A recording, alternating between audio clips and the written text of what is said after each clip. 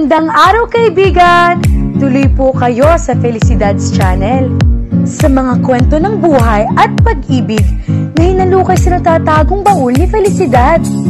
Pero bago po tayo magpatuloy, huwag niyo pong kalilimutan na i-like ang video, i-subscribe ang channel, at i-click ang notification bell para lagi kayong updated sa mga parating pa na upload.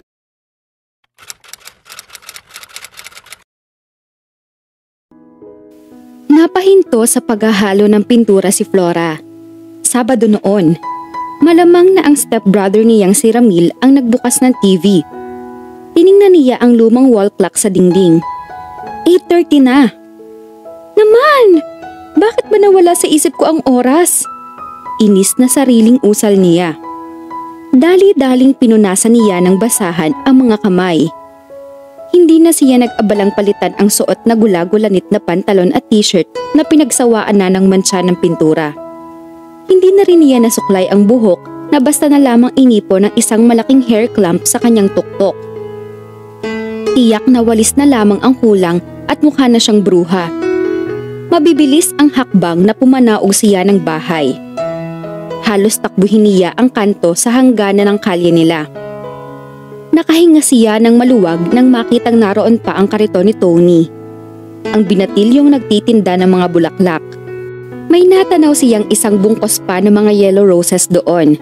Mabuti naman at hindi pa naiibenta ang ipinatira niya. Natanaw na siya ni Tony. Kumaway pa ito. Napangiti naman siya na napawi rin kaagad dahil may isang lalaking huminto sa tapat ng kariton nito. Akmang hahawakan ng lalaki ang mga bulaklak. Sa pagkabigla ay napasigaw siya at napakaripas ng takbo. Tony! Ang roses ko! Bago pa lumapat ang kamay ng lalaki sa mga rosas, ay nadagit na niya ang bungkos niyon. Sinadya niyang huwag tingnan ang lalaki. Kay Tony niya ibinaling ang tingin. Isang matamis na, "Thank you, na ipagtira mo ako nito." Ang sabi niya habang dalawang kamay na niyang hawak ang mga bulaklak. "Idadaan ko na lang sa inyo ang bayad ha." Hindi na nagawang sumagot ni Tony. Tumalikod na siya. "Hey miss!" Dinig niyang tawag sa kanya ng lalaki, hindi pa man siya gaanong nakakalayo. Inignora niya iyon. Parang walang narinig na nagpatuloy lamang siya sa mabilis na paglakad. Ilang hakbang pa lamang ang nagagawa niya nang makaramdam siya ng mahigpit na paghawak sa kanyang braso. Napilitan siyang huminto at tiningnan ang taong humawak sa kanya. Handa na siyang magtaray, ngunit bigla siyang tinakasan ng boses. Natulala pa siya pagkakita sa mukha nito. Nasa earth pa pala ang bathala ng kagwapuhan? Tili ng isip niya. "Miss, inagaw mo mga bulaklak ko." Sabi ng lalaking hindi man lang niluluwagan ang pagkakahawak sa braso niya. Matangos ang ilong nito, may nipis ang labi, maikli ang pagkakagupit ng tuwid na buhok. In short, mukhang abogado de kampanilya ito na pirming naghahanap ng butas para i-discredit ang kalaban. "Kako, ako na ang naunang bumili sa mga bulaklak na inagaw mo." Tila nagtitimpi lamang na untag nito sa pagkakamaang niya. "Huh?" Nag-isang linya ang mga kilay na bigla na lamang nitong inagaw ang bungkos ng mga bulaklak mula sa kanya at tumalikod na. Noon siya nakawala sa pagkatulala. "Hoy! Ang bulaklak ko!" Ito naman ang hindi pumansin sa kanya. Tuloy-tuloy itong naglakad. Nang mapatapat ito kay Tony na noon ay amused na nakamasid sa kanila ng lalaki, ay nag-abot ito ng 3 dadaanin at umalis na. "Sukli niyo, sir!" Nakangisi ng tawag dito ni Tony. Isinenyas lamang ng lalaki ang palad sa tahimik na pagsasabing, "Keep the change," at nagpatuloy ng maglakad. Binuksan nito ang isang makintab na black Volvo na nakahinto sa malapit. Bago ito sumakay roon ay tumingin pa ito sa kanya. Saglit na nagtama ang kanilang mga mata. Pagkalito ang pumalit sa formal na mukha nito. Medyo napailing pa ito bago tuluyang sumakay sa kotse. Hahabulin sana niya ang antipatikong lalaki, Ngunit para siyang literal na naharangan ng pader pagkakita sa iniabot nito kay Tony. 10 piso lamang ang halaga ng mga bulaklak nito. Balak pa niyang tawaran iyon dahil 100 lamang ang budget niya para sa mga rosas na natitiyak niyang 100 ang bilang. Hindi na siya naghabol. Minsan lamang kasing makakuha ng customer si Tony na kasing galante ng lalaki. Nanlulumong nilapitan na lamang niya ito. "Wala na bang natira sa inyo?" tanong niya. "Wala na," sagot naman ito. "Hindi naman ako dumaan sa amin. Sa bagsakan na ako nag-ayos ng paninda. Bakit naman kasi hinayaan mo pang makuha ng mama, nasa kamay mo na?" Inirapan niya ito. "Natulala ka pa. Nagwapuhan ka lang ata ron sa mama, nakalimutan mo nang bawiin yung mga rosas." Hindi niya pinansin ang pangangantsaw nito.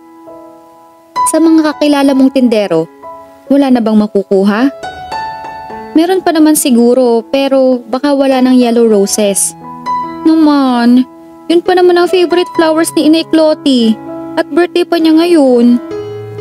Yan ang napapala ng mga taong sobra kong humanga sa mga gwapo at formang mayaman. "Tumigil ka nga sa kakakantsaw riyan. Hindi ko lang po binawi uli yung mga bulaklak dahil nakita ko kung gaano kalaki ang iniabot niyang bayad sa'yo. Hindi ko naman kayang tapatan ang pagiging galante niya kaya nagparaya na ako." Para namang nasupalpal ito. Natahimik bigla. "Tulungan mo na akong maghanap ng yellow roses," untag niya rito. "Don't you worry, Flora dear. Ihahanap kita kahit makarating pa ako sa Laloma. Sige na, umuwi ka na. Ihahatid ko na lang sa inyo kapag nakahanap na ako. Balato ko na lang sa'yo." Nagliwanag naman ang mukha niya sa narinig. "Totoo?" "Oo naman. Basta ilalakad mo ko kay Thea ha." Natawa siya. Ang Thea na sinasabi nito ay ang best friend at kababata niyang nurse. 7 taon yata ang tanda rito ng kaibigan niya. Hindi niya malaman kung bakit type nito ang ganoon katanda. Kung sa bagay ay maganda naman si Thea. "Pwede kitang ilakad sa kanya pero hindi ako mangangakong magugustuhan ka rin niya. Mas maganda na ang sumusubo kaysa umaayaw ka agad." Natapik niya ito sa balikat. "Diyan naman ako hanga sa'yo. Lakas ng fighting spirit mo. Sige na, umuwi ka na. Baka tuyo na ang pintura na ginagawa mo." Nagpaalam na nga siya rito. Naglalakad na siya nang sumigaw ito. "Flora! Libre kong t-shirt! Pag meron!" Ganting sigaw niya ritong hindi na lumingon pa. May maliit siyang negosyong silk screen printing. Natutuhan niya ang pagtatatak sa practical arts subject nila noong high school na pinakikinabangan niya ngayon.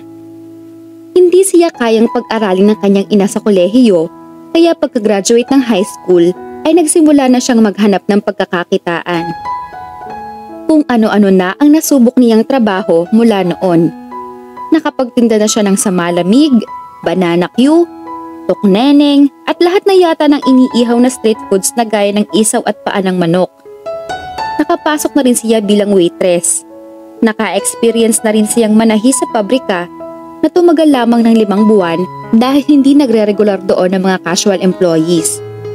May experience na rin siya sa pagti-caregiving dahil sa hands-on na pagtuturo ni Thea sa kanya. Nasubukan na rin niya maging Avon lady. Nagtinda rin siya ng mga products ng Sara Lee at Tupperware. Kaya naman sa dami ng mga naging suki niya at kakilala, nang pasukin niya ang silk screen printing ay hindi na siya naubusan ng potential customers. Pinapasok niya ang mga eskwelahan, pabrika, tindahan at mga samahan. Kahit kung minsan ay mahina ang kita, hindi pa niya naranasang ma-zero. Kaya naman nagtataka siya sa Kuya Ramil niya. Mas malaki ang katawan nito, mas maporma at di hamak na may natapos kaysa sa kanya. Ngunit hindi ito makahanap ng trabaho. Industrial engineering ang natapos nito. Samantalang siya ay nakikipagbuno pa rin sa business management na 6 na taon na niyang kinukuha. Paunti-unting load lamang kasi ang kaya niya dahil hindi lamang naman ang sariling pag-aaral ang sinusuportahan niya. Nakasuporta rin siya sa gastusin nila sa bahay. Nagsasideline din naman ang nanay niya. bibihira nga lamang. Gumagawa ito ng tosino, longganisa at morcon. Ngunit kulang pa ang katawan nito sa mga demands ng stepfather niya at ng Kuya Ramil niya. Pagbalik niya sa kanila, laking pagkadismaya niya nang makitang nakakalat na sa sahig ang tinitimpla niyang pintura kanina. Naririnig na rin niya ang maingay na boses ng stepfather niyang si Simeon sa loob ng silid nito at ng kanyang ina. Lagi na lang makalat dito sa bahay. Lagi na lang ang mabahong amoy ng pintura ang naaamoy ko. Hindi mo ba maaaring pagsabihan niyang anak mo, Virgie? Iligpit-ligpit naman kamo niya mga kalat niya kapag narito ako. Hindi niya narinig ang itinugon ng nanay niya roon. Palagi namang ganoon ang kanyang ina. Mahina ang boses. Hindi ito ang nasusunod sa bahay nila. Taga-ayon lamang ito. Lagi nakapailalim sa gusto ng tiyo Simeon niya. Tiimbagang nilinis na lamang niya ang nakakalat na pintura sa sahig. Kailangan patuloy niyang bumili uli ng pintura. Tiyak na magtatagal na naman ang trabaho niya. Gustuhin man niyang magreklamo sa kanyang ama-amahan ay hindi maaari. Tulad ng kanyang ina, wala rin siyang boses sa bahay na iyon. Yaya Bining, pwede niyo po bang gawa ng arrangement ang mga ito? Abay oo naman, sagot kay Gino ng kanilang kasambahay. Lampas 60 na ang edad nito, ngunit malakas pa rin. Nagisnan niya ito sa kanilang mansyon mula nang magkaisip siya. Ito ang nagpalaki sa kanya dahil kapwa-abala sa negosyo ang kanyang mga magulang. Ngayong matanda na ito ay kinupkop na lamang nila ito. Ginagawa na lamang nito ang gustong gawin, ngunit hindi na nila inoobligang magtrabaho pa ng mga gawaing bahay. Para na rin siyang pangalawang ina nito. Kay Shula mo ba ito ibibigay? Opo, Yaya. Yan kasi ang gusto niya. Ang hirap nga maghanap ng bulaklak na yan. Nakipag-agawan pa ako makabili lang yan. Wala naman kasing yellow roses sa flower shop dito sa Santa Ynez. Seryoso ka na ba sa kanya? Seryoso na nga ba siya kay Shula? Bakit niyo naman na itanong? Pwede ka na kasing mag-asawa. 28 ka na. Bata pa yun sa panahon na to, Yaya. Ani niyang napapangiti. Pero kung sakali, okay na po ba sa inyo si Shula? Bakit ako ang tinatanong mo? Ikaw naman ang makikisama. Gusto ko lang kunin ang opinyon nyo. Maganda naman siya. Edukada, mayaman. Pinag-aralan niya ang ekspresyon sa mukha nito habang sinasabi iyon. Pero hindi niyo siya gusto. Sinimula na nitong kalagin sa bungkos ang bawat tangkay ng rosas. Daanan mo na lamang ito sa misita maya-maya. Pag-iwas nito. Naintriga tuloy siya. Ano kaya ang ikiniayaw ni Yaya Bining sa kanyang nobya?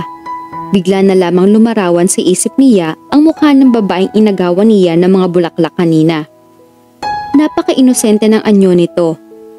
Maganda kahit mukhang gusgusin. Kay aamo nagbilog ang mga mata nito at makapal ang pilik. Hindi pa talaga siya handang makipag-isang dibdib kay Shula. Hindi siya nakakatiyak sa sariling magiging faithful siya rito kapag kasal na sila. Pag-akyat niya sa ikalawang palapag ng kanilang mansyon, ay narinig niyang nagtatalo ang kanyang mga magulang. Sumisigaw pa ang mama niya. Huwag mo gagawin yan, Eduardo! Mamamatay muna ako bago mo magawa ang sinasabi mo. Dinig niyang pagtatalak nito. Nagtaka siya. Narinig na niyang magtalo ang mga ito dati. Ngunit ngayon lamang nag-alsa boses ng ganoon ang kanyang ina. Pumasok na siya sa kanyang silid, nakiramdam. Papasok na siya sa banyo upang mag-shower nang makarinig siya ng malalakas na katok sa pinto ng kanyang silid. Napilitan siyang buksan iyon. Ang mama niya ang nasa labas ng pinto. Tigmak ng luha ang mga mata nito. Gino, samahan mo ako sa mga lolo mo ngayon din. May pagmamadaling saad nito. Mga magulang nito ang tinutukoy ng mama niya. Kamamatay lamang ng lolo niya sa father's side na si Don Elpidio. Bakit mama? Anong problema? Basta, samahan mo ako. Napilitan na siyang sumama rito. Ang kotse nito ang kanilang ginamit.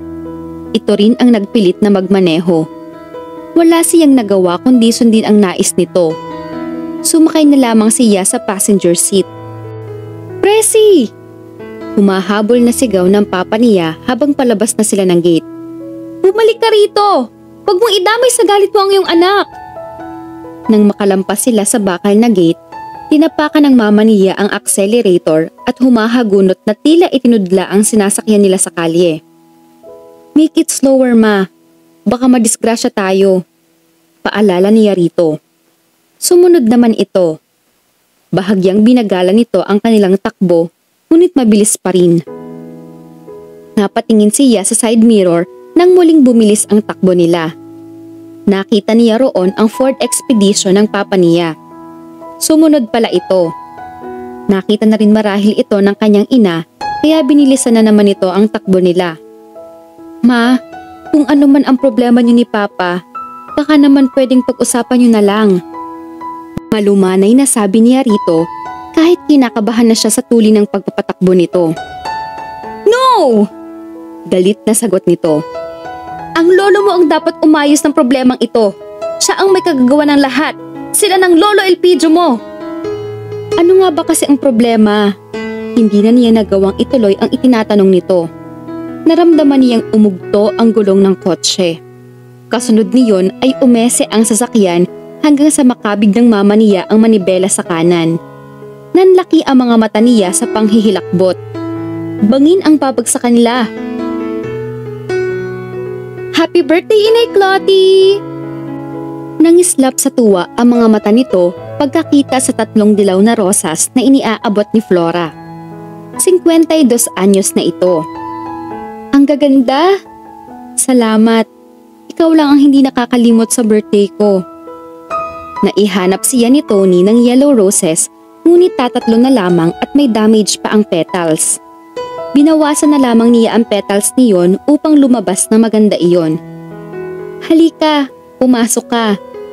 Yakag nito sa kanya na nagpauna ng pumasok sa loob. "Nakaluto na ako ng pansit." "Suot niyo uli ang kwintas." Puna niya sa nasa leeg nitong gold necklace na may pendant na rosebud. Natatandaan pa niya ang kwento sa likod ng kwintas na iyon. Ang kwentong kailanman ay hindi pinagsawa ang ikwento ni Inay Clotty sa kanya. Ngumiti ito. "Birthday ko rin noon nang ibigay ito sa akin ni Eduardo." Nagtuloy na sila sa komedor. Inilagay nito ang mga bulaklak sa isang tall vase. Hindi lamang pansit ang nakahain sa mesa. Mayroon ding fried chicken, molo soup, buko salad at maha blanca. "Wow! Bongga na naman ang handa niyo, Inay." "Minsan lang naman ito sa isang taon. Nasaan nga pala si Thea? Akala ko ba isasama mo siya?" "Padating na po yun. Umaga kasi ang duty niya sa ospital." Kapitbahay nila si Inay Clotty. Ulila na ito sa mga magulang at tumandang dalaga na. May 2 pang kapatid ito, ngunit nasa malalayong lugar at may sari-sarili ng pamilya. Bata pa siya ay malapit na ito sa kanya. Sabik marahil ito sa anak na hindi ito pinalad na magkaroon.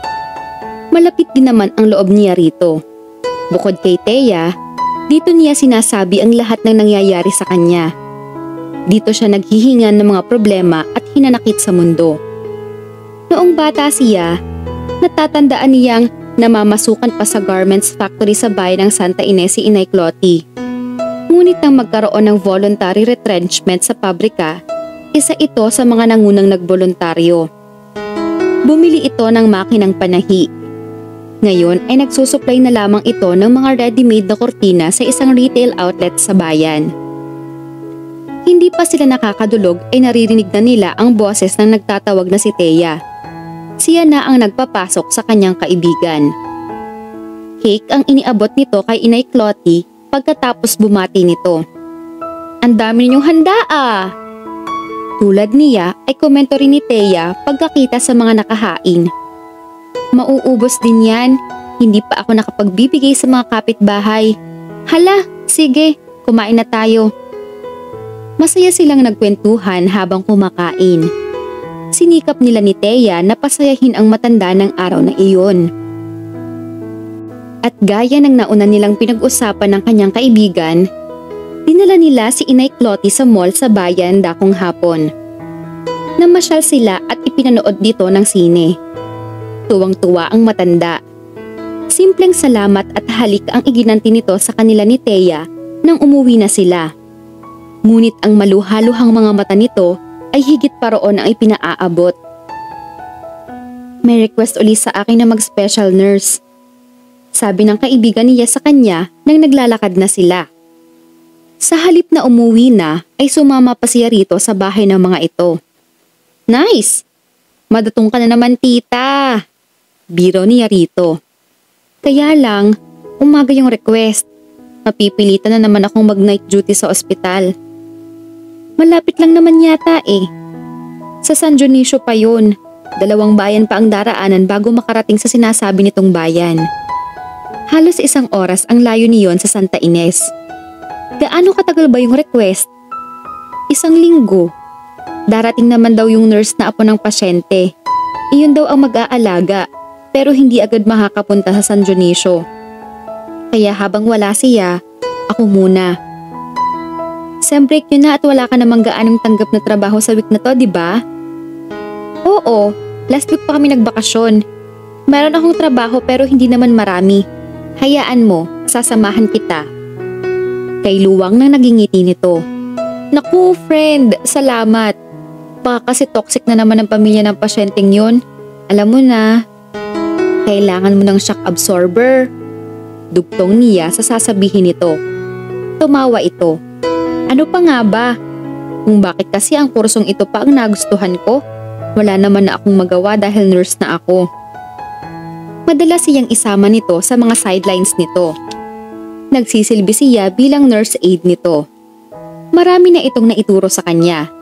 Pati mga libro nito noon ay madalas niyang hiramin. Kahit paano, marami-rami na rin siyang alam sa gawain ng isang nurse sa loob ng 2 taong pagsama-sama niya rito. Hilig din kasi niya ang nursing.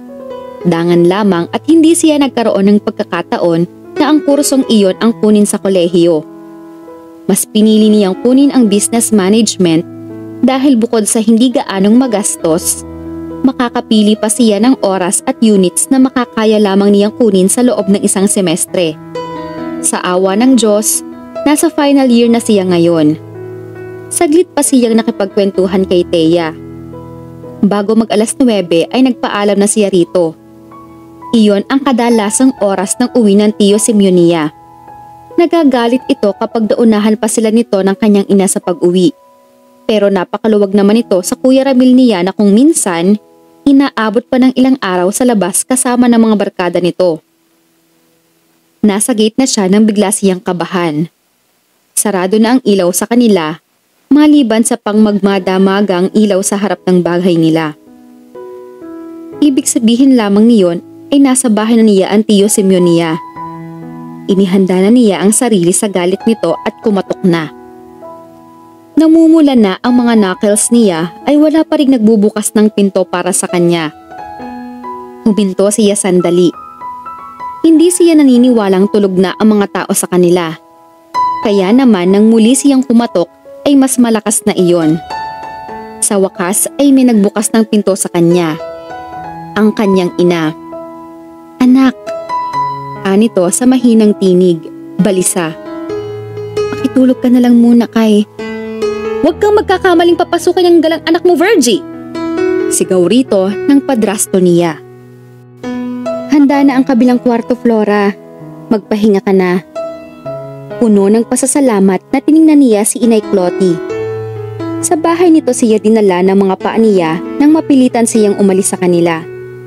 Minabuti na niya ang ganoon, huwag lamang awayin ng padrasto niya ang kanyang ina. Salamat po, Inay. Batang ito, bakit ka ba nagpapasalamat? Alam mo namang hindi na iba ang turing ko sa'yo. Nag-aalala lang ako. Mabuti sana kung palaging ganito lang ang magiging parusa ni Simeon sa'yo. Paano kung mas mabigat pa? Pipilitin ko na lang po na hindi masuway ang mga gusto niya. Kung tutuusin, kaya mo nang buhayin ang sarili mo. Bakit hindi ka nalang umalis sa inyo at magsarili ka? Hindi ka naman na menor de edad. Noon ko pa po naisip yan. Kaya lang, hindi ko naman maiwan si nanay. Baka lalo lang siyang apihin ng mag-ama kapag iniwan ko siya. Kung sarili lamang niya ang kanyang inaalala, matagal na siyang lumaya sa kanila. Nuknukan ng tamad at palautos ang stepbrother niya. Padalas pa siyang hinga nito ng pera. Napakasama naman ang ugali ng padrasto niya. Hindi nga sila nito sinasaktan ng kanyang ina. Verbal abuse naman ang ginagawa nito sa kanila. Kadalasan pa ay napagtitripan nitong perwisyuhin ang mga gamit niya tulad na lamang kaninang umaga. Natatakot siyang iwan sa mga ito ang nanay niya. May pagkamartir ito at malamang na magtitiis na lamang itong mamatay sa piling ng asawa nito at stepson. Anak siya sa pagkadalaga ng nanay niya. Nabuntis ito ng isang lalaking hindi kayang panagutan ang responsibilidad. Nang tumuntong siya sa edad na 4 na taon, nakilala nito si Tio Simeon. Hindi nagtagal ay naging mag-asawa ang mga ito. Iyon na ang simula ng kalbaryo nilang mag-ina. Isang araw, tahimik na nagtatrabaho si Flora nang lapitan siya ng kanyang ina. Flora, anak. Tiningala niya ito. Nakita niya sa mga mata nito ang magkahalong guilt, paghingi ng paumanhin at takot. Bakit po nanay? Parang may gusto pa itong sabihin ngunit hindi naman masabi. Nanatili itong nakatayo sa tabi niya. Flora, may 2,000 ka ba riyan? Singit ng stepbrother niya sa sinasabi ng kanyang ina. Pupunta ako sa Maynila. May trabahong sinasabi yung isang kabarkada ko roon. Mag-a-apply ako. Hari nawang matanggap. Sa isip-isip niya. Wala Kuya Ramil. Mahina naman ang kita ngayon. Barya-barya lang. Di ba may naitatabi ka pa sa bangko? Para sa tuition ko yon sa school opening. Kulang pa nga. Withdrawin mo na muna. Matagal pa naman ang enrollment. Ibabalik ko rin sa'yo kapag natanggap na ako. Paano kung hindi ka matanggap? Hindi na naman ako makakapasok sa school? Sumama ang hilat siya ng mukha nito. Bakit ba iniisip mo agad na baka hindi ako matatanggap? Lalo akong mamalasin yan eh. Oy, kung magkakatrabaho ako, hindi na ako hihingi ng pera sa'yo. Flora, pamamagitan ng nanay niya. Ipag-withdraw mo na ng pera ang Kuya Ramil mo. Ayoko nga ho. Hirap na hirap akong ipunin ang perang yon. Mabuti sana kung siguradong maibabalik din agad. 10 units na lang ang kulang ko at gagraduate na ako. Ayokong kunin yon sa isang sempa. Ang damot-damot mo naman? Asik ng stepbrother niya at padabog na iniwan sila ng kanyang ina. Anak, umayon ka na lang sana sa gusto niya. Baka kung ano na naman ang isumbong nun sa Tio Simeon mo. Naghihinanakit na tiningnan niya ang kanyang ina. Bakit ba sila na lang lagi ang iniintindi natin, nanay? Hindi ba kayo nagsasawa sa perwisyong dinadala sa atin ng mag-amang yan? Flora!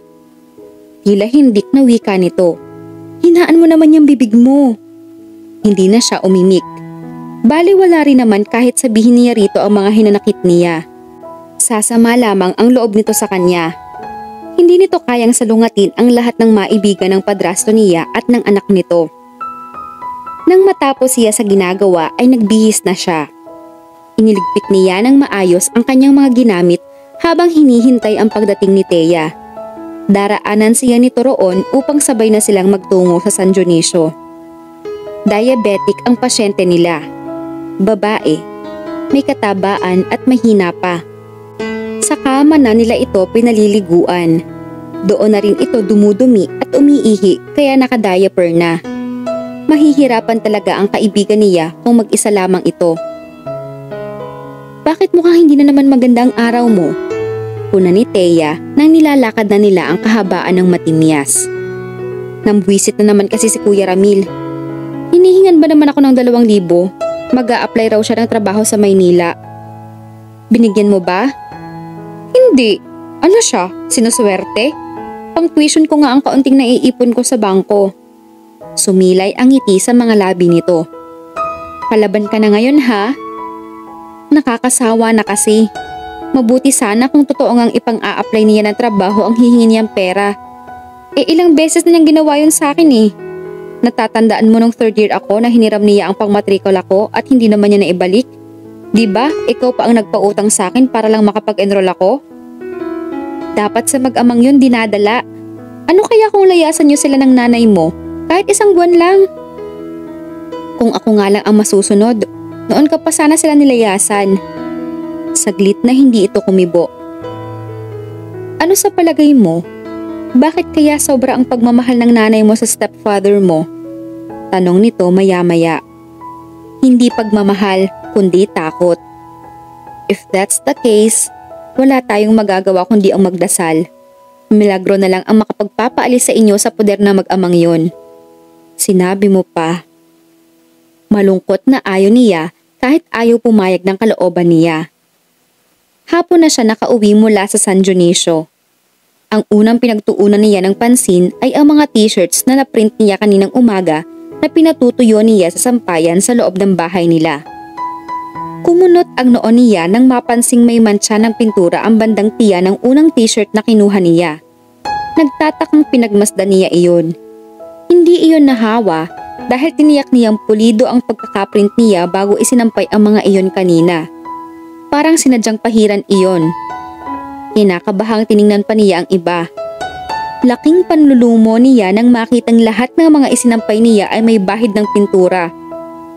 Bukas na ng umaga ang deliver niya sa mga iyon. Ilang ulit siyang sumagap at nagbuga ng hangin. Hindi na niya kailangang magtanong. Useless din naman. Mabuti na lamang at 25 lamang ang ginawa niya. Ipamimigay na lamang niya iyon. May maibibigay na siya kay Tony. Lugi na siya. Ngunit ang order ay order. Kailangan niyang mag-produce ng ipampapalit sa mga iyon. Pumanaog siyang muli ng bahay.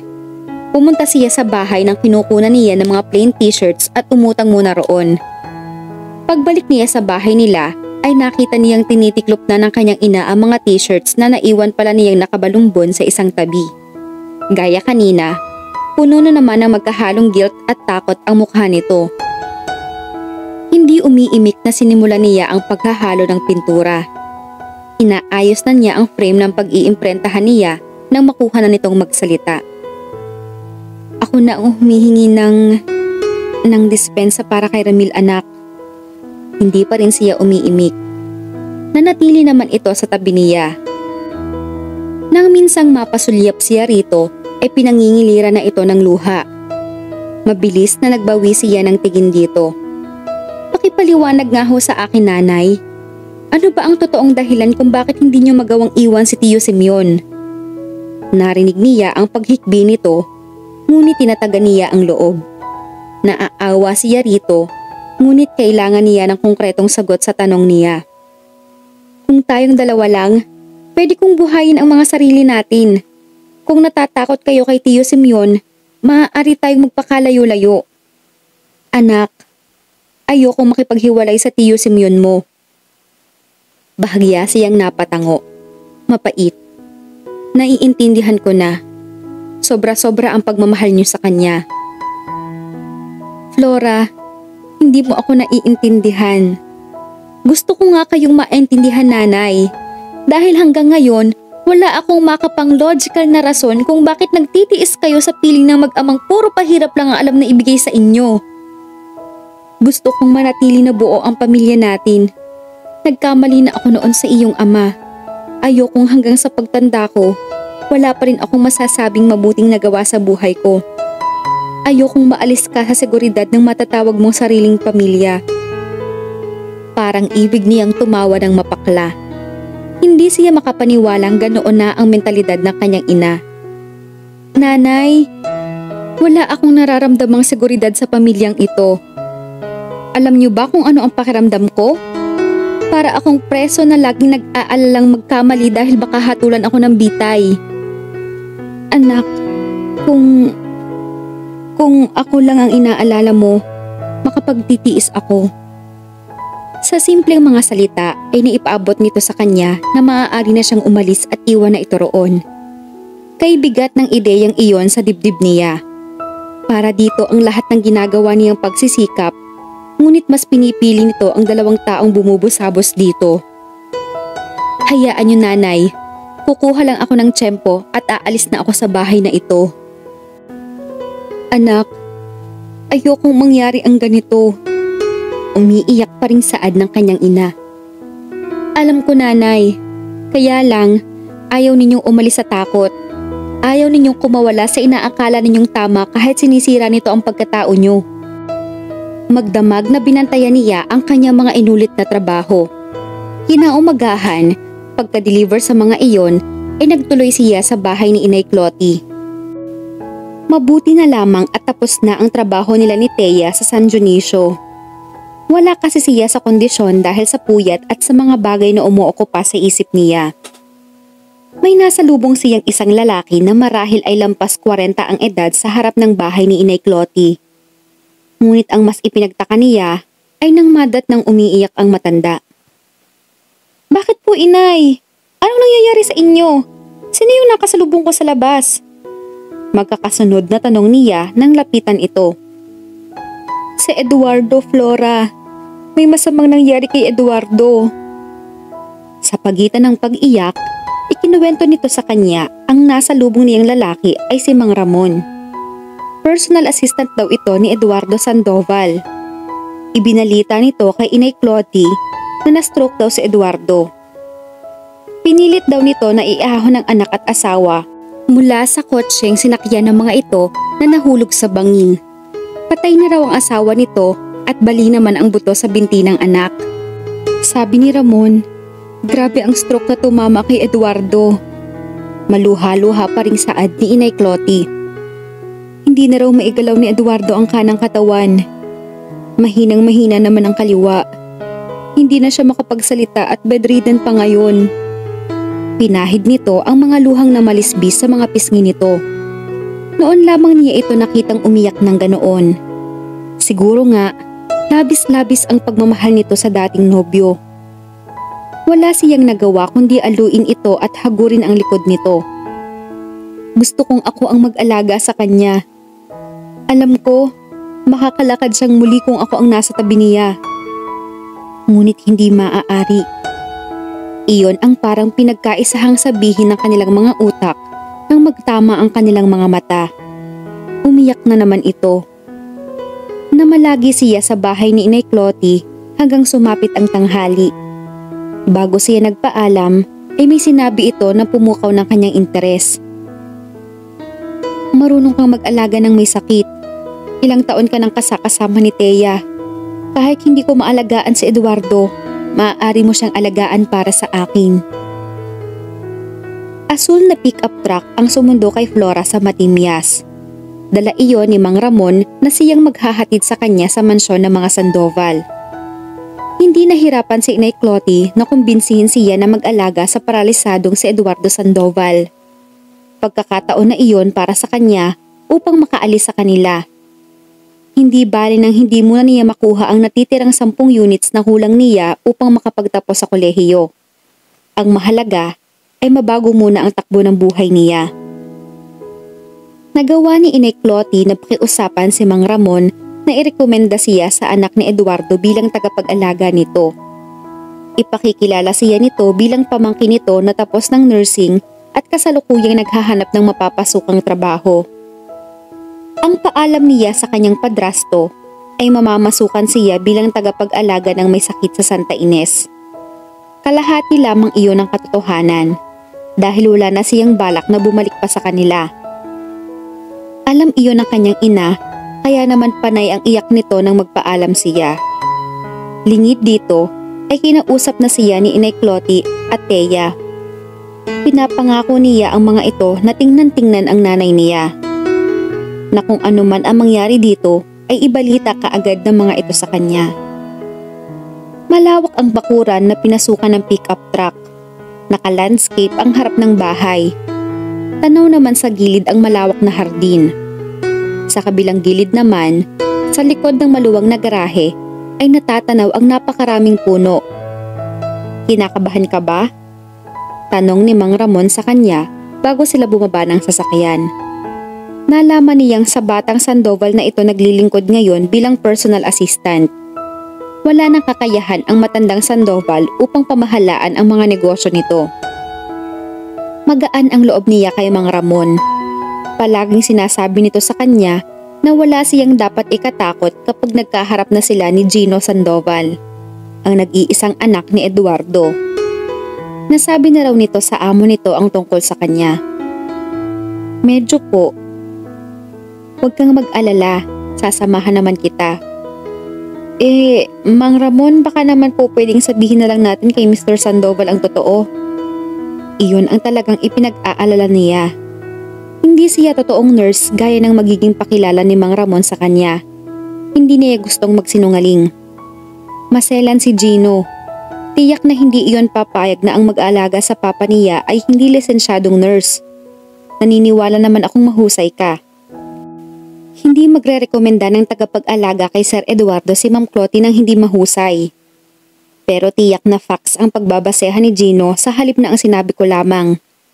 Isa pang bagay, huwag mo na akong tatawaging Mang Ramon. Huwag mong kakalimutan na tiyuhin mo ako gaya ng pagkakaalam ni Gino. Tito ang itatawag mo sa akin. Sige po, Tito. Hindi pa rin siya napanatag sa mga sinabi nito. Kinakabahan pa rin siya nang isama siya ni Mang Ramon sa study room, na ayon dito ay pansamantalang naging silid ng batang Sandoval habang nakasemento ang binti nito at mahihirapang mag-akyat baba sa hagdan.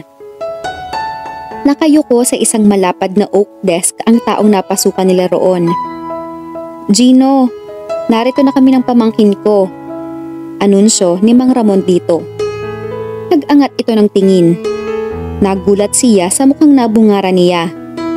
Ang gwapo, ngunit antipatikong lalaki ni ng agaw ng bulaklak na bibilhin sana niya.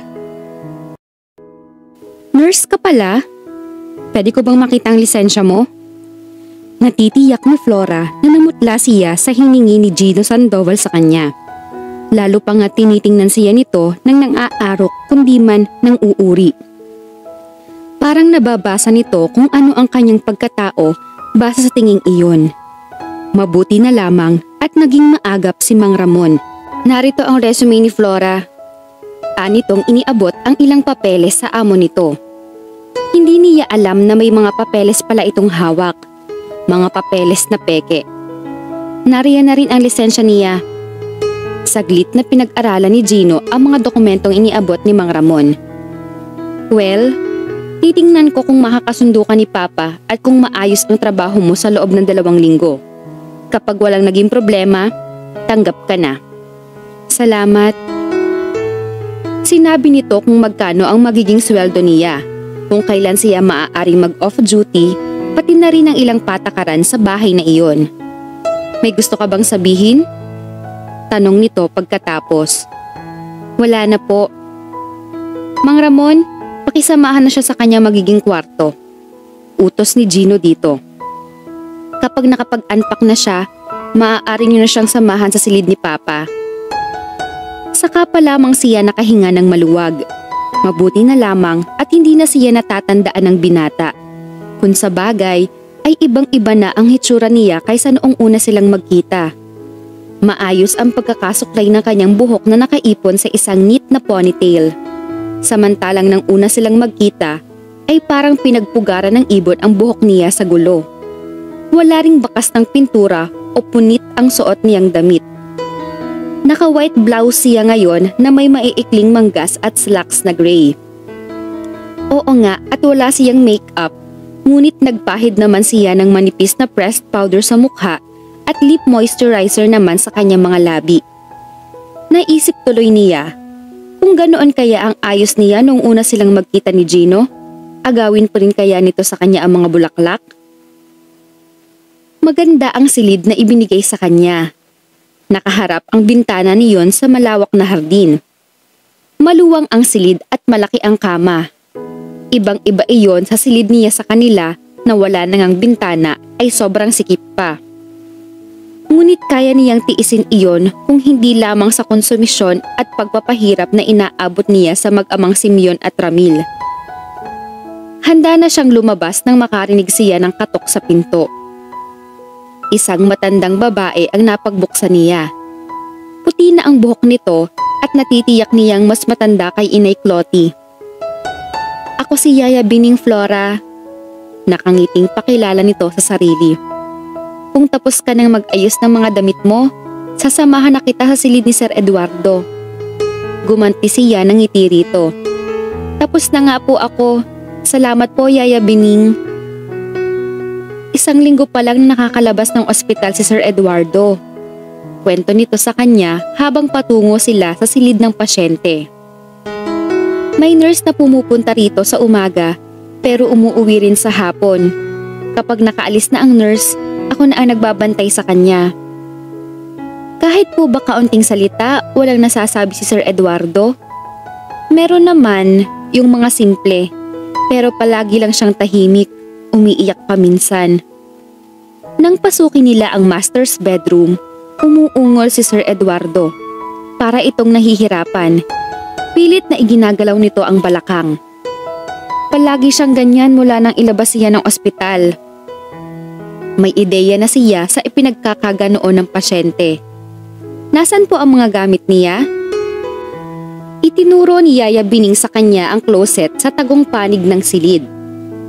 Kumuha siya ng adult diaper mula roon at wipes. Naiirita na po siguro siya sa diaper niya, baka basa na. Aniya rito. Nilinis niya si Sir Eduardo at pinalitan ng diaper. Binuksan niya ang snap ng isang side niyon upang mahanginan ang pang-upo nito. Nang itagilid niya ito, nakita nila ang dahilan ng pagkabalisa nito. May bed sore na ito. Hindi ko alam na may sugat siya riyan, sabi ni Yaya Bining. Maliit pa naman ang sugat ngunit malalaki ang blister sa paligid niyon. Baka po minsan naiipon ng ihi sa pang-upo niya at hindi nalilinis kaya nairita ang balat. Masakit po yan at mahirap pagalingin. Anong ginawa niyo kay Papa? Sabay silang napalingon ni Yaya Bining sa pinto. Marahil ay hindi iyon ganoong naisara kaya nakapasok kaagad si Gino. Nainis siya sa tono nito na para bang nang aako sa kaagad nang hindi pa nalalaman ang kasalanan. Nagpakahinahon na lamang siya. Unang araw pa lamang niya roon at nais niyang magtagal sa kanyang trabaho. Kailangan na siyang itagilid palagi para hindi lumaki ang bedsore niya. Mahinahong paliwanag niya rito. Magpapabili rin ako ng mga gamot para dyan. Nakasaklay na lumapit ito sa kama ng ama nito. Noon lamang niya nakita ang sementadong binti nito. Marami rin itong mga pilat sa magkabilang braso na bago pa lamang naghihilom. At gaya ng unang makita niya ito, kahit medyo masungit ay hindi pa rin nabawasan ang kagwapuhang taglay nito. Sino ang mag-aakalang makakasama niya itong tumira sa mismong bahay nito? Kailan pa siya nagkaroon ng ganito, Yaya? Baling na ni Gino dito. Hindi ko alam. Ngayon ko lang nakita na may sugat siya riyan. Hindi naman nababanggit sa akin ang special nurse na kinuha mo. Ilista mo ang mga bibilhin at ibigay mo na lang kay Mang Ramon. Anang binata sa kanya bago lumabas ng silid. Tahimik na napabuga siya ng hangin na napansin marahil ni Yaya Bining dahil natawa ito. Mabait naman si Gino. Medyo naging masungit nga lamang siya mula nang mamatay ang mama niya. Matipid na ngiti ang iginanti niya rito. Pagkatapos ay tiningnan na niya ang pasyente. Sa kaalamang na ibahagi ni Thea at ang experiences nila sa pag-aalaga ng ganoong kaso, sinikap niyang i-assess ang kalagayan ni Sir Eduardo. Naka-duodenal feeding tube ito na siyang dinaraanan ng pagkain. Hirap ito marahil sa paglunok dahil sa tindi ng stroke nito. Tiningnan din niya ang stock ng mga gamit nito roon. Saglit pa at abala na siya sa paglilista. Ipinapatawag ka ni Sir Gino sa study room, sabi kay Flora ng isang kasambahay. Katatapos lamang niyang pakainin ang pasyente. Una roon ay tinawag na siya ni Yaya Bining upang dumulog na sa komedor para sa tanghalian kaya siya bumaba.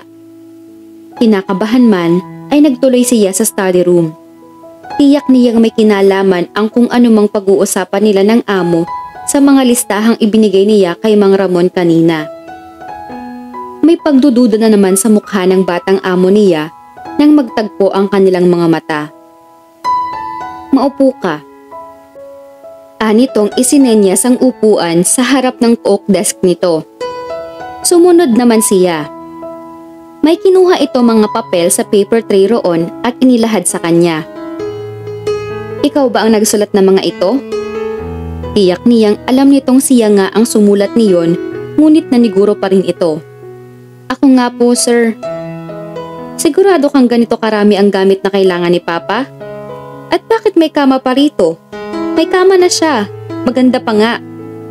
Habang sinasabi iyon, ay walang kurap na nakatitig ito sa mga mata niya. Parang ibig tuloy niyang mailang. Tila ba nababasa nito roon na siya, si Flora Rosales, ay hindi isang tunay na nurse kundi isang hamak na nagtatatak lamang ng mga t-shirts. Usually ay ginagamit talaga ang lahat ng narito para sa pasyente. Aniya, sabay turo sa papel na hawak nito. Mahirap ang sakit ng papa nyo. Hindi siya makapagsalita. Hindi niya masabi kung ano ang nararamdaman niya, kung ano ang masakit. Kaya hanggat maaari, kailangang iwasan natin ang lahat ng posibleng mag-cause ng komplikasyon ng stroke, pati na ng discomfort niya. Kung magsalita ka, para kang doktor. Anitong hindi ngumingiti. Nag-init ang kanyang mukha sa pagkapahiya. Mabuti ang intensyon niya sa mga sinabi, ngunit parang minasama nito. Napaisip tuloy siya. Ang isa bang tunay na nurse ay hindi magsasalita ng mga sinabi niya? Disimuladong sumagap siya ng hangin. Kung wala na kayong sasabihin, lalabas na po ako. Alright, makakalabas ka na, Nurse Flora. Sabi nitong tila ng uuyam. Hindi yata ako tatagal dito. Naisa-isip niya habang isinasara ang pinto ng study room. Nakalaya nga siya sa salbaheng padrasto niya at stepbrother, ngunit may isang Gino Sandoval namang kapalit ang mga ito sa bagong tirahan niya. Hindi niya maintindihan kung bakit parang inis ito sa kanya. Nawala na tuloy siya ng ganang kumain. Oh, bakit hindi ka pa dumulog sa komedor? Usisa ni Yaya Bining sa kanya. Nakasalubong niya ito sa hagdan nang muli siyang umakyat. Wala pa po akong ganang kumain. Nagda-diet ka pa ba naman sa lagay na yan? E payat ka naman? Naku, hindi po. Aniyang napangiti na. O baka naman, umiiwas kang makasalo sa komedor si Gino. Umiling na lamang siya. Mamaya na lang po ako kakain, Yaya Bining. Ano bang sinabi ni Gino sa'yo para mawalan ka ng gana? Ngumiti siya ng matipid. Sige po. Pag-iwas niya, nagpatuloy na siya sa pag-akyat. Gising si Sir Eduardo nang pumasok siyang muli sa master's bedroom. Dinadalahit ito ng ubo. Humahangos na nilapitan niya ito upang hagurin ang dibdib nito. Para itong nalulunod sa paraan ng pag-ubo. Maplema ang lalamunan nito, ngunit dahil apektado ng stroke ang muscles nito sa lalamunan, ay hirap itong mailabas ang secretions doon. Kinakabahan tuloy siya. Baka mauwi iyon sa pneumonia. Wala siyang nagawa kundi itaas ang balikat at ulo nito sa pinagpatong-patong na mga unan. Sana lamang ay maipabili ka agad ni Gino ang nirequest niyang kama para sa ama nito. Matagal din bago ito nakalma. Hayaan niyo po, kapag naipabili na ng anak niyo ang lahat ng kailangan niyo, hindi na kayo gaanong mahihirapan. Nakangiting pagpapalubag loob niya rito. Sana. Malinaw na tugon nito. Medyo nakangiti pa. Kay lawak ng naging ngiti niya. Noon lamang niya narinig na magsalita ito. Naku, Sir Eduardo, kahit po mahirapan ako sa pag-aalaga sa inyo, basta po maririnig ko lang ang boses niyo at ngingitian niyo po ako ng ganyan, matutuwa na po ako. May kumatok at kasunod niyon ay sumungaw sa pinto ang mukha ni Gino. Bakit hindi ka sumabay sa tanghalian? Tanong nito nang makapasok. Dinadalahit ng ubo ang papa niyo. Ngayon lang siya natahimik. Sabi na lamang niya upang hindi na siya tanungin ito. Sige na, kumain ka na sa komedor. Ako na muna ang magbabantay rito. Salamat. Nakahinga siya ng maluwag. At least, hindi na siya magtitiis sa presensya nito habang kumakain siya. Palabas na siya ng silid nang may maalala. Sir, kailan po ang check-up ng papa nyo? Next week pa, bakit? Baka po pwedeng madala ka agad siya sa ospital. Nahihirapan siya kapag dinadalahit ng ubo. Kumunot ang noo nito. Don't you think you're overreacting? Napipilan siya. Iyon na nga ba ang sinasabi niya? Nagmamalasakit na nga siya pa ang napagdududahan. Alright, tatawagan ko si Dr. Manzano. Papupuntahin ko siya rito bukas. Umiling ito. First, the my long list. Ngayon naman, ipina-ospital si Papa. Ano pa kaya ang susunod? Napapahiyang nagyuko siya ng ulo. Suction apparatus. Kung makakabili agad kayo nun, baka hindi na siya madala pa sa ospital. Sagot niyang hindi tumitingin dito. Bago pa ito makapagkomentong muli ay nagpaalam na siya. Napabuga na naman siya ng hangin nang makalabas ng silid. Hindi na yata babalik ang gana niya sa pagkain kung laging si Gino ang makakausap niya. Nagboluntaryo si Yaya Bining na ito muna ang magbabantay kay Sir Eduardo. Pinakakain na si Flora nito. Sabayan daw niya si Gino na hindi pa rin kumakain. Kahahatid lamang nito kay Dr. Manzano. Ngunit dahil wala siyang balak na makisabay na kumain sa amo, tinungo na lamang niya ang likuran ng mansyon na kinatatamnan ng maraming puno. Naglakad-lakad siya roon hanggang sa marating niya ang isang malabay na puno ng nara. Naupo siya sa nakalabas na ugat niyon at sumandal sa puno. Namimiss niya ang kanyang ina, si Inay Clotty at si Thea. Mabuti na lamang at may isang Yaya Bining sa mansyon ng mga Sandoval. Kung wala, ang lungkot-lungkot na siguro niya. Pakiramdam kasi niya, bawat galaw niya ay inoobserbahan ni Gino. Tila nag-aabang ito ng magiging pagkakamali niya. Hindi siya gusto nito. Wala lamang marahil itong magawa dahil mahirap humanap ng isang nurse na stay-in kaya siya pinagtsatsagaan.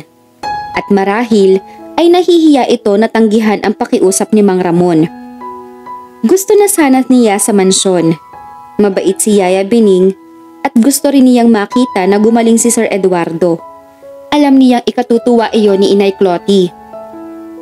Napabuntong hininga siya. Siguro talagang ganito ang buhay. Kapag may mabait, mayroon ding masungit. Hindi lahat ng hinihiling ng tao ay natutupad. Dapat na lamang siguro siyang makontento sa kinalalagyan niya ngayon at magdasal na sana ay makatagal siya sa ugali ng bagong amo. Flora, nariyan ka lamang pala. Tinig iyon ni Mang Ramon. Nilingon niya ito. Bakit po? Ipinatatawag ka na ni Gino. Lumaglag ang mga balikat niya at ikinatawa nito. Bakit? Hindi mo ba gustong kinakausap ka ni Gino? Napailing siya at sinabayan na ito sa paglalakad pabalik sa mansyon. Para po kasi siyang naglilihi at ako ang pinaglilinhan niya. Hindi mo pa lamang nahuhuli ang kiliti ni Gino, pero mabait siya. Siguro nga po, sana lang lagi siyang tulog. Bumalakhak ito. Naroon siya sa komedor. Didiretso na ako sa garahe. Bibilhin ko na ang mga gamot na inireseta ni Dr. Manzano. Ipinakita nito ang hawak na reseta. Nalungkot na naman siya.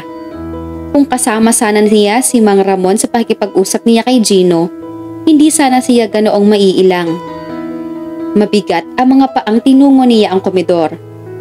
It's 1:30, sabi ni Gino habang palapit siya sa hapag.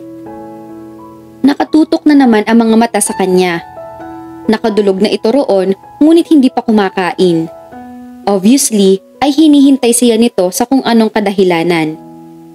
Inaasahan kong nakakain ka na pero ang sabi ni Yaya Bining ay hindi pa. Talaga bang ugali mo na ang magtanghalian sa hapon? Hindi pa lang po ako nagugutom kanina. Pagkakaila niya. Tumayo ito at ipinaghila siya ng silya. Hiyang-hiya siya dahil alam naman niya kung sino ang amo sa kanila. Wala siyang nagawa kundi ang magpasalamat dito at maupo na. Hindi ka pa nagugutom o ayaw mo lang akong makasabay? Paano ba siya makakakain kung lagi na lamang siyang pinoprobe ng amo? Siguro ay dapat na niyang salubungin ito ng kanyang kaprangkahan. Pareho. Aniyang saglit na sumulyap dito kaya nakita niya nang gumalaw ang noo nito. Hindi marahil inaasahan nito ang isasagot niya. Bakit? If you are trying to make me uncomfortable, you are succeeding. Tumawa ito kaya napatingin siya rito. Napalitan ng pagkaaliw ang indifference nito kanina. Why would you think I was trying to make you uncomfortable? Bakit? Hindi po ba? Of course I wasn't. Hindi siya naniniwala rito. May kislap ng kapilyuhang nakatago sa mga mata nitong kunwa ay nakatutok sa pagkain. I'm sorry sir. Gusto ko po ang trabahong ito pero kung ayaw niyo sa akin, wala po akong magagawa. At sino naman ang may sabing ayoko sa'yo? Tumingin lamang siya rito at hindi na umimik pa. Sandali silang nanahimik lamang habang kumakain. Ngunit marahil ay may gusto talaga itong sabihin kaya ito na rin ang hindi nakatiis. But I like you. Maang na napatitig siya rito. Niloloko ba siya nito? Tinutuya? Gusto ko yung ipinakita mo kanina. Sinabi mo kung ano ang iniisip mo at kung ano ang totoo. Iyon ang gusto kong ilabas mo. Well, siguro medyo na-intimidate kita sa mga unang pag-uusap natin. I did it on purpose, I must admit. Bakit po? Dahil napakatahimik mo nung unang araw mo rito. Para kang tupa na bibitayin. Samantalang nararamdaman kong hindi ka ganoon. I know you can stand up to what you believe in. Kausapin mo ako nang hindi ka tumutungo. Mas gusto kong marinig sa iyo kung ayaw mo sa sinabi ko o kung ano ang reaksyon mo sa komento ko. Pero amo ko kayo. Hindi ibig sabihin no na tama ako palagi. Napailing siya. Ibang klase rin ang amo niyang ito. Kahit na lulugar ako sa dapat kong kalagyan. Binibigyan kita ng pagkakataon para makapangatwiran ka kung kinakailangan. I'm giving you my word that I'll treat you as my equal. Ayaw mo ba nun? Huwag kayong magpatawa. I can never be your equal. Amo ko kayo at mananatiling ganoon. Maybe. Anitong lalong tila naaaliw. Pero ginagawa mo na ang sinasabi ko na inaayawan mo. Nangangatwiran ka na. Napipilan siya. Oo nga naman. Tatayo na sana siya nang magsalita na naman ito. May isa pa akong hihilingin sa'yo. Huwag mo na sana akong pupuin at Gino na lamang ay tawag mo sa akin. Hindi ko kayo maaaring pagbigyan. Sinusir at pinopo kayo ng mga katulong dito. Kawalan ng paggalang ang hinihiling nyo. Hindi ka katulong dito. At sabi mo nga, ako ang amo. Hinihingi ko sa'yo na sundin mo ako. Pagkasabi niyon ay tumayo na ito. Naiwan siyang napapamaang sa palayong figura nito. Hindi niya maintindihan ito. Ngunit may pakiramdam siyang gusto lamang nito ng kalaro o ng makakausap na makakalaro nito sa tagisan ng katwiran. Hindi naman nga siguro siya nito hinahanapan ng maligaya ng unang impresyon niya rito. Uminom siya ng tubig at iniligpit na ang kanilang pinagkainan. Maagap namang inako iyon ng isang katulong. Bitbit ni Flora ang isang palangganang may maligamgam na tubig. Nang paglabas niya mula sa banyo ng master's bedroom ay makita niya ang nasa loob na ng silid sina Gino at Mang Ramon. May binubuklat na kahon si Mang Ramon habang nakaupo naman si Gino sa gilid ng kama ng ama nito. Ayan, may suction apparatus na. Siguro naman wala ka nang maireklamo ngayon? Tila naaaliw ngunit himig ng iinis na sabi ni Gino sa kanya. Ipinatong niya ang kanyang dala sa bedside table. Hindi ako ang makikinabang kung magkaroon niya ng papa niyo. Nyo? Nang aasar pa rin sabi nito sa simpleng pagpapaalala ng napag-usapan nila na nakaraang araw. Hindi na lamang siya kumibo. Paano ba niya aalisin ang pamumupo at pagtawag ng sir dito? Naiilang pa rin siya sa gustong mangyari nito. Nang maiset up na ni Mang Ramon ang aparato sa isang patungan, ay nagpaalam na itong lalabas. Naiwan sila roon ni Gino. I hate to admit this pero tama ka. Sabi nito nang ini-sponge bath na niya ang ama nito. Ang sabi ni Dr. Manzano, kung nagkataon daw na may lagnat si Papa noong tiningnan niya ito, ipadadala na niya sa ospital si Papa. Hindi pa rin siya umimik dahil wala namang dapat sagutin sa sinabi nito.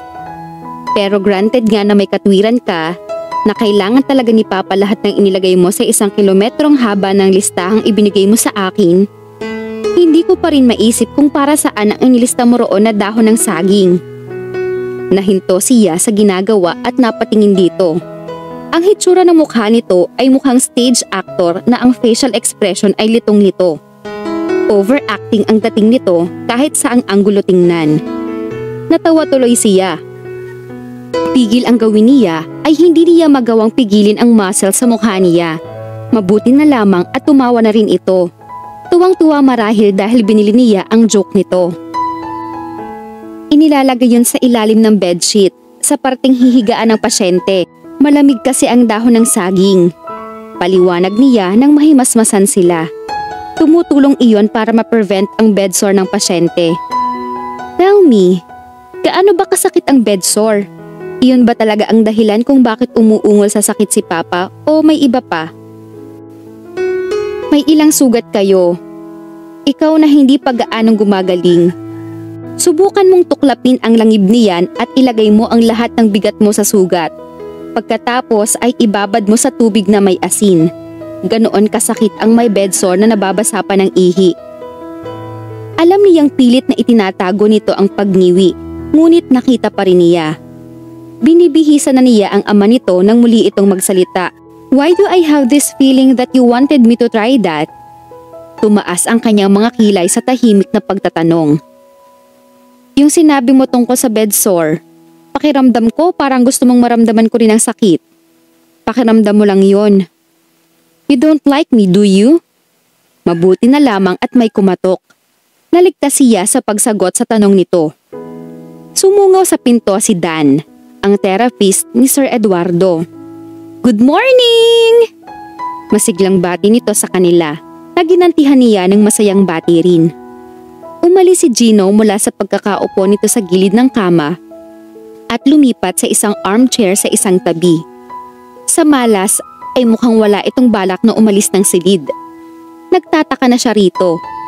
Ang sabi ni Yaya Bining sa kanya, bihira daw na umakyat doon ang binata. Hirap daw itong mag-akyat manaog sa hagdan dahil nga sa kapansanan nito. Ngunit bakit ngayon ay nagbababad ito roon? Kumusta na po kayo, Sir Ed? Therapy po ulit tayo ho, sabi ni Dan rito. Masayahin ang therapist na ito at agad niyang nakasundo. Naturuan na siya nito ng ilang basic steps sa pagte-therapy na siyang ginagawa niya kay Sir Eduardo sa mga araw na hindi pumupunta roon ng therapist. Inabitan nito ng electric stimulator ang kanang parte ng katawan ng pasyente bago siya binalingan. Kumusta? Nakapag-therapy ba kayo kahapon? Oo, nagawa ko na sa kanya ang mga itinuro mo. Medyo nahirapan lang ako sa paa dahil mabigat. Sa buong panahong itinetherapy ni Dan si Sir Eduardo ay nakabantay siya. Patuloy ito sa pagtuturo ng iba pang steps ng physical therapy. Absorb siya sa naririnig at idine-demonstrate nito kaya nakalimutan na niyang naroon nga lamang pala si Gino na tahimik na nagmamasid sa kanila. Nagsalita lamang ito nang makaalis na ang therapist. Binata pa si Dan. Tiningnan niya ito ng tinging tahimik na nagsasabing, ano ngayon? Tingin ko parang gusto ka niya. Hindi pa rin siya umimik. Hindi siya attracted kay Dan. Ngunit kahit na nagkataong natipuhan niya ito, wala siyang balak na ma-involve dito o sa kahit kanino. May boyfriend ka na ba? Sus, gusto pa yata nitong mag-playing Cupid. Nagpasya na siyang sumagot na lamang kahit nakakaramdam na siya ng pagkainis. Wala, at wala akong balak magka-boyfriend in the near future. Oops, masama raw ang nagsasalita ng tapos. Pwede akong magsalita ng tapos dahil kilala ko ang sarili ko. Kapag ayoko, ayoko talaga. Sobrang defensive ka naman yata. Gwapo naman si Dan, professional din. bagay sa nurse na tulad mo. Tiningnan niya ito ng tinging nagsasabi na hindi siya makapaniwalang ang isang tulad nito ay tila nagpipilit na maging isang second-rate matchmaker. Samantalang noong unang makita niya ito, maging noong mga unang araw niya sa mansyon, ay seryoso at istrikto ang pakita nito sa kanya. Nakapagtatakang nagpapakita ito ngayon ng pang-aalaska at kakulitan. Tumawa ito marahil sa reaksyon niya. Halimbawa lang naman, na ako ang manligaw sa'yo, sagutin mo kaya ako? Umubo si Sir Eduardo. Sunod-sunod iyon at halos hindi na ito makahinga. Mukhang kahit ito ay tutol sa ideyang sinabi ng anak nito. Nakaligtas tuloy si Flora na sagutin ang tanong ni Gino. Mabilis na hinagilap niya ang triple distilled water at suction tip.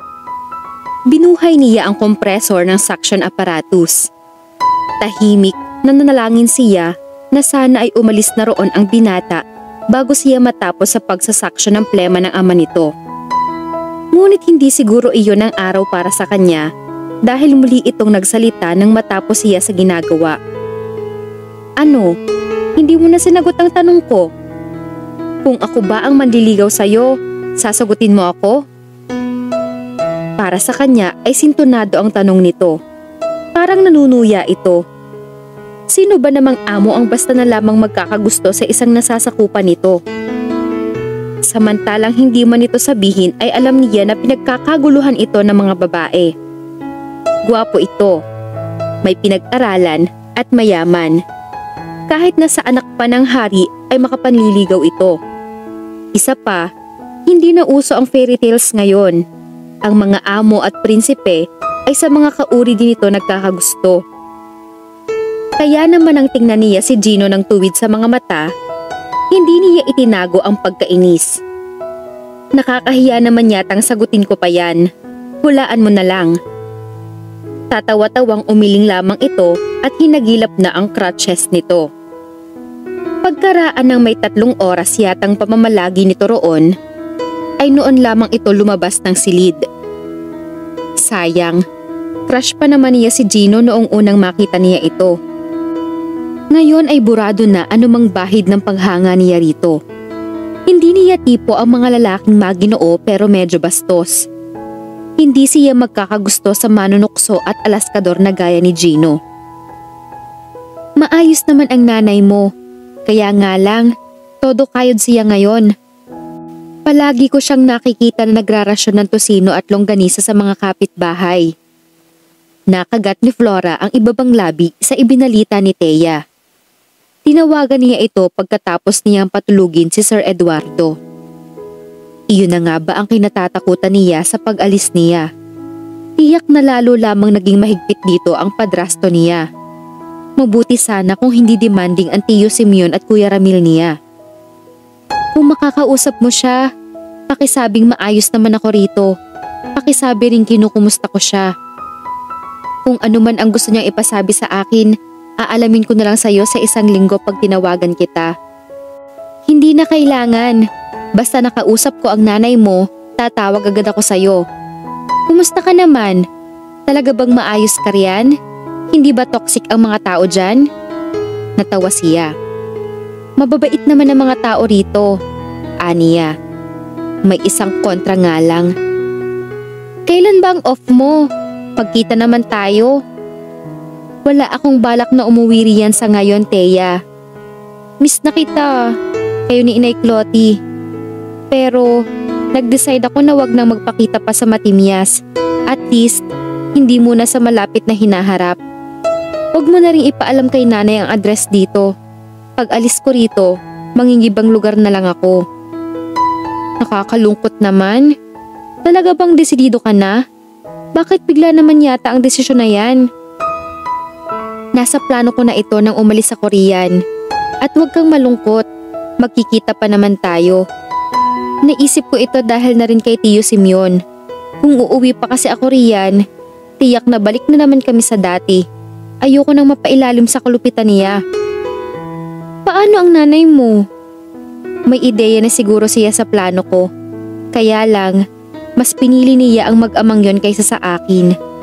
Mahirap para sa akin dahil mahal na mahal ko si nanay, pero wala akong magagawa kundi igalang ang pasya niya. Hahanapin mo ba ang tatay mo? Paano niya hahanapin ang tunay na ama niya kung kahit ang pangalan nito ay hindi niya alam? Ayaw iyon ibigay ng nanay niya kahit anong pilit niya rito. Ituring na lamang daw niyang patay ang kanyang ama. Ewan ko, sagot niya kay Thea. Hindi ko pa pinag-iisipan ng tungkol dyan. Baka, kung maayos na siguro ang kalagayan ko. Kaya lang, kung talagang may halaga pa ako sa tunay kong ama, bakit hindi niya ako hinanap? Aniyang hindi na itago ang paghihinanakit sa hindi nakikilalang ama. Kumusta naman ang pasyente mo? Pag-iiba nito. Tiyak na nahalata nito ang lungkot sa tinig niya. May improvement naman siya. Nagre-respond din siya sa therapy. Sinabi niya rito ang lahat ng magagandang pagbabago sa kalagayan ni Sir Eduardo. Pakibalita mo na lang kay Inay Clotty para hindi siya mag-aalala. Noong isang araw pa nga niya ako kinukulit na tawagan ka. Hindi ko naman ginawa dahil baka mataon na busy ka sa pasyente mo. Saglit pa silang nag-usap bago siya nagpaalam dito. Sinabi niya sa sarili na bahala na ang nanay niya sa gusto nito, ngunit nasasaktan siya. Ayaw niyang makikitang nahihirapan ito. Ayaw niyang maririnig na inaapi ito ni Tio Simeon at Kuya Ramil niya. Diyos ko, ingatan niyo po ang nanay ko. Hiping na idalangin niya. Sige po, Sir Eduardo, mag-practice po ulit tayo ng mga salita. Parang walang nakikitang itinutok nito ang mga mata kay Flora. Natutuhan niyang kahit parang wala itong interes ay magpatuloy sa pagpapractice dito na makabigkas ito kahit na mga simpleng salita. Sinisikap niyang pasiglahin ang boses at magpakita ng interes tuwing kakausapin niya ito. Binibiro din niya ito.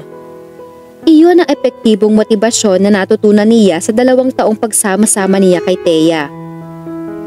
Pakiulit nga po ng mga sasabihin ko. Gusto. Inulit nga nito iyon, ngunit bulol ang salitang lumabas sa bibig nito. Tama po, kahit nahihirapan kayong sabihin, palagi nyo lang bibigkasin para masanay po kayo. Isa pa po. Huwag. Wag. Masakit. Masakit. Napasukan sila sa ganoong tagpo ni Yaya Bining. Dala nito ang tray ng pagkain ng kanilang amo na dumaan sa blender. Tubig na inumin at asepto syringe. Liquefied ang pagkain na siya ang nagpeprepara ayon sa nakita niyang note ng dietitian nang marahil ay lumabas si Sir Eduardo ng ospital. Ako na lamang po sana ang nag-akyat niyan dito, sabi niya kay Yaya Bining. Ipinatong nito ang dala sa utility table na ipinasadya ni Gino. Kasabay iyon ang kama na pattern sa hospital bed na naitataas baba ang isang panig. Iyon ang kamang ni-request niya. Alam kong pagod ka, sabi ni Yaya Bining sa kanya. Hindi kita natulungan na paliguan mo kanina si Sir Eduardo. Nag-therapy pa kayo pagkatapos. Okay lang po, kaya ko naman. Sana lahat ng nurse katulad mong may malasakit sa pasyente. Natawa siya. Kayo talaga? Pinatataba niyo na naman ng sobra ang puso ko. Aba, hindi kita binobola. Kahit nga sa pagsasaksyon mo, nakikita ko kung paano mo ingatan na wag maduwal si Sir Eduardo para lang hindi siya mahirapan.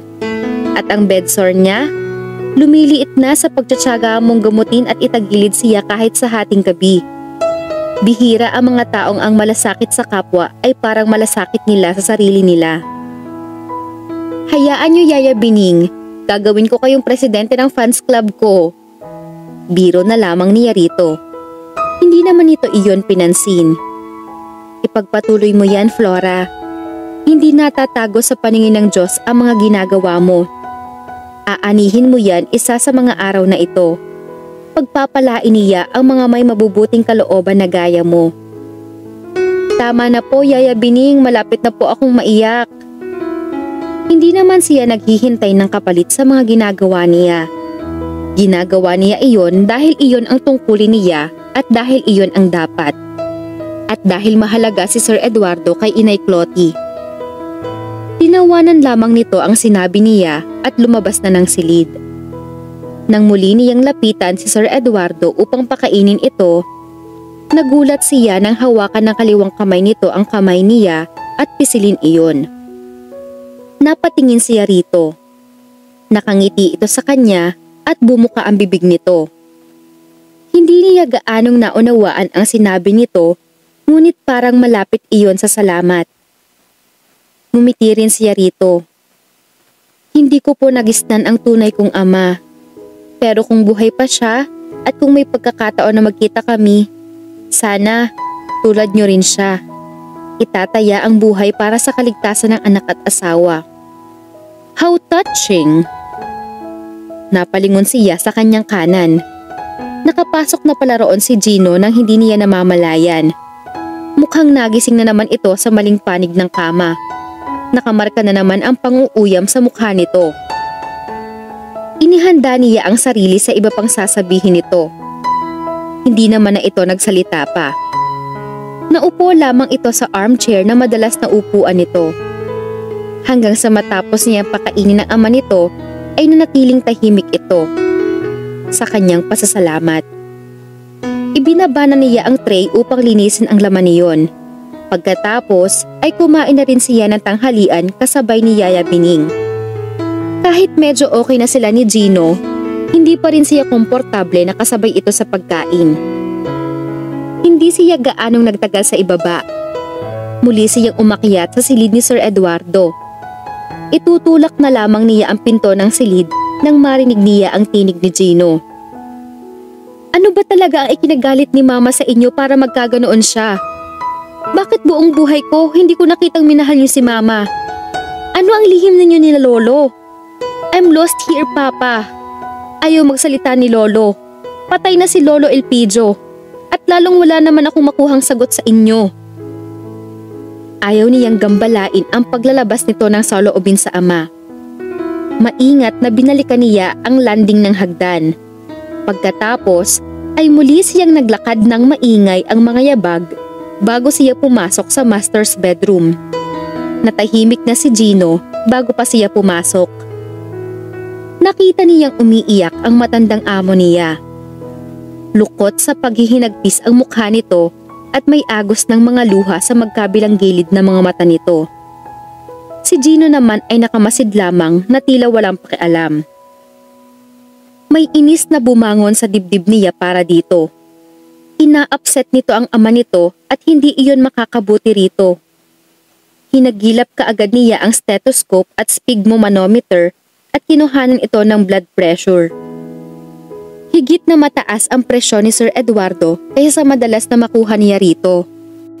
Mas mabuti siguro kung bababa ka na at hahayaan siyang makapagpahinga. Formal na sabi niya kay Gino. Ayoko nang manghula. Maraming tanong na naiwan sa akin mula nang mamatay si Mama. Si Papa na lamang ang makakasagot ng mga iyon. I need answers now. Anitong may igting at halatang nawala na ito ng pasensya sa paghihintay. Lalo siyang nainis dito. Kung talagang gusto mong makakuha ng sagot sa mga tanong mo, maghintay ka na gumaling siya. Dahil kung magpipilit ka ngayon, baka hindi na masagot ang mga tanong mo kahit kailan. Aniyang may himig na ng pananakot. Hindi siya nagbibiro. Kung susumpungin si Sir Eduardo ng isa pang matinding stroke, ay baka matuluyan na ito. Lukot ang noo na tinitigan muna siya nito bago ito lumabas ng silid. Nang wala na sa silid si Gino, ay nilagyan niya ng gamot ang ilalim ng dila ng ama nito. Pagkatapos ay pinunasan niya ang bakas ng luha sa mga mata nito. Hindi siya umalis sa tabi nito. Tuwing kalahating oras ay kinukuha niya ang blood pressure reading nito. Nang mag-stabilize na iyon ay saka pa lamang siya napanatag. Hindi ko alam kung bakit nagalit sa inyo ang asawa niyo. Marahang sabi niya rito habang hinahagod ang noo nito. Pero alam ko kung bakit hindi nakita ni Gino na minahal niyo ang mama niya. dahil kay Inay Clotty. Nagkaroon ng kislap ang mga mata nito sa binanggit niyang pangalan. Kumibot ang bibig nito at pagkatapos ay pabulol na binigkas ang Clotty. Opo, sabi niyang ngumiti pa rito. Kilala ko siya. Alam ko rin ang tungkol sa love story ninyong dalawa. Mabuti po ang kalagayan niya. Madalas niyang ikwento sa akin ang tungkol sa inyo. Mahal na mahal niya kayo. Ngumiti rin ito kasabay ng pangingilid ng mga luha. Kaya nga po magpalakas kayo. Naniniwala ako na sa isang araw ay magkikita pa kayo. Ano pong malay natin kung magkaroon na ng happy ending ang love story niyo ni Inay Clotty, di po ba? Muling binigkas nito ang pangalan ng dating nobya. At sa tingin na ibinigay nito sa kanya, para bang nais pa nitong magpakwento tungkol dito. Nagpatuloy naman siya. Kailan lang po ay nag-birthday siya. Nakita ko na naman po ang kwintas na ibinigay niyo sa kanya. Iyon pong gold necklace na may pendant na rosebud. Isinusuot lang niya yon tuwing birthday niya. Natatakot daw po kasi siya na mawala ang kwintas. Pinakaiingatan po niya yon. Siguro alam niyo rin na favorite flower niya ang yellow rose kaya gano'n ang binigay niyo sa kanya. Ano po? Ngumiti na naman ito. Hayaan po ninyo. Palagi ko kayong kukwentuhan tungkol kay Inay Clotty. Pero kapag tayo lang ang tao rito.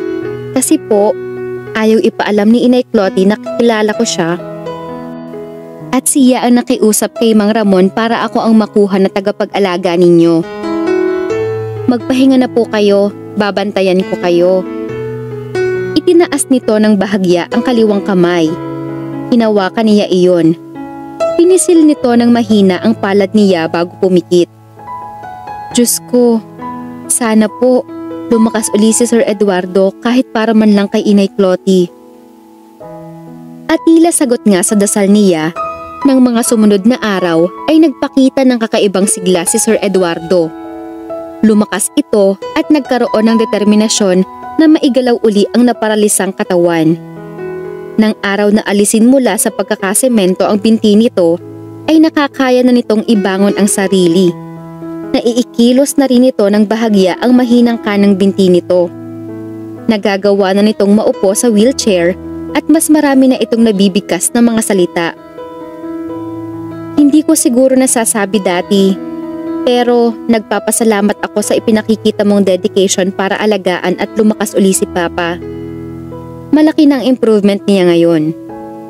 Isang araw ay wika sa kanya ni Gino. Katatapos lamang niyang paarawan noon ang ama nito. Nagpalit na ng silid ang mga ito mula nang magawa ng makaupo sa wheelchair ni Sir Eduardo. Sa study room na ang silid nito at si Gino ay bumalik na sa dating silid nito. Tuwing umaga ay nagagawa na niyang ipasyal ang matanda sa front yard at sa hardin. Tuwing bago naman niya ito palitan ng NGT, pinagpapraktis niya itong ngumuya at lumunok. Nakakalunok na ito ng malalambot na pagkain. Mabagal nga lamang at kailangang paunti-unti. Ipinagkibit balikat lamang niya ang mga sinabi ni Gino. Ito man ay may improvement na rin. Wala na ang crutches nito at nakatungkod na lamang. Ang papa mo mismo ang may gustong gumaling na siya, kaya malaki na ang improvement niya ngayon. Sana tuloy-tuloy na hanggang sa makalakad siya uli. Nasa ganoon silang pag-uusap nang may dumating na isang maganda at sosyal na babae sakay ng isang magarang kotse. Walang hindi hahanga sa ganda ng katawan nitong ipinakikita ng suot nitong tube top at tight-fitting jeans. Gino, darling, kumusta ka na? Nakangiting bati ng babae kay Gino. Yumaka pa ito at hinalikan sa pisngi ang binata. Shula. Mahinang sabi lamang ni Gino na hindi gumanti ng ngiti. Nanatili lamang itong nakatingin sa babae. Tingin gaya ng ibinigay nito sa kanya noong unang araw niya sa mansyon. Ganon lang? Nadidismayang sabi ni Shula. No welcome kiss for me? Matagal tayong hindi nagkita. Excuse me. Sabi niya sa mga ito dahil naramdaman niyang kalabisan na ang presensya niya roon. Babalik na lamang siya sa silid ni Sir Eduardo. Wait, Flora. Ani Gino na maagap siyang napigilan sa isang kamay bago siya makahakbang. Shula, this is Flora. Siya ang nurse ni Papa. Baling uli nito sa babae. Flora, this is Shula. Ang babae pa ang naunang mag-abot ng kamay sa kanya. Nice meeting you, Flora. Mukhang sinsero naman ang ngiting ibinigay nito sa kanya. Me too. Sinsero din ang iginanti niyang ngiti rito. Bakit nga pala napasyal ka? Tanong ni Gino sa babae. Hindi pa rin ito binibitawan ang kamay niya. Pumakla ang ngiti ng babae. Parang hindi ito makapaniwala sa narinig. Ano ba namang klaseng tanong yan? Girlfriend mo ako. Natural lang na puntahan kita rito. Ah, girlfriend pa ba kita? Tura ni Gino dito na may pang-uuyam. Akala ko kasi hindi na. Mula kasi nang maaksidente ako, ngayon nang uli kita nakita. Hindi na siya komportable sa naririnig.